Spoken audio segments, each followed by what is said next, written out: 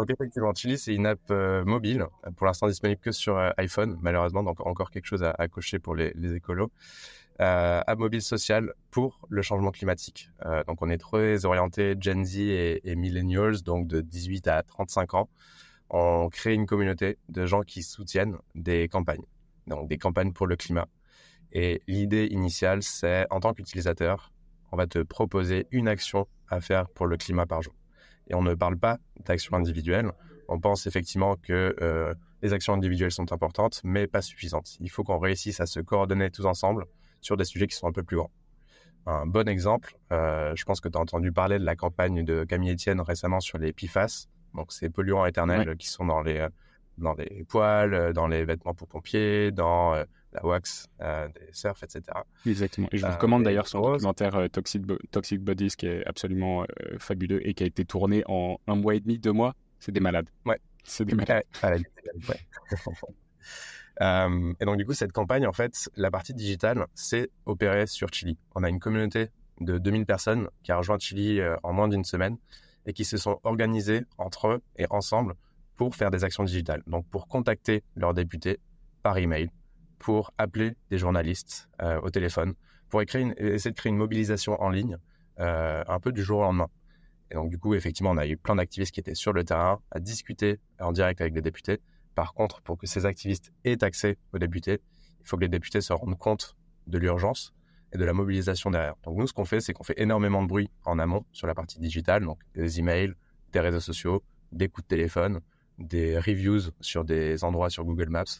Faut vraiment, on essaie d'être un peu partout pour que les gens à qui on va discuter derrière, avec qui on va discuter derrière, soient vraiment au courant et se disent « Waouh, il y a vraiment une mobilisation citoyenne qui est derrière ce sujet. » Voilà. Ok, c'est super intéressant.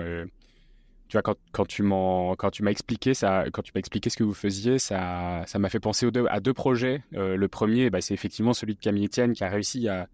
Alors elle le fait sur les sujets sur lesquels elle est activiste, mais elle a réussi à fédérer une première communauté sur Instagram où là, pour le coup, via un canal de diffusion Instagram, elle arrive à mobiliser les foules sur tous ces nouveaux projets. Alors, c'était les PFAS et puis après, c'est la pêche intensive avec l'association Bloom. Et puis ensuite, là, c'est le transport maritime. Elle va en Grèce et en fait, elle arrive à motiver et à mobiliser sa communauté via un canal Instagram sur des centaines de sujets différents.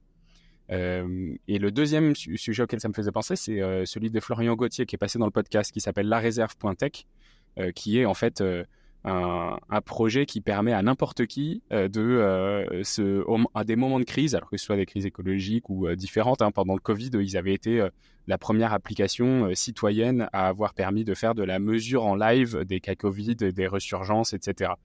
Et du coup, c'est vraiment de la mobilisation éclair. Et je trouve que ces 3 projets, ils sont hyper complémentaires. Et j'ai l'impression qu'on se dirige aussi, d'un point de vue communauté et activisme, vers ce genre de task force hyper rapide et hyper efficace. Et voilà, je trouve que ça s'intègre hyper bien et c'est un super projet.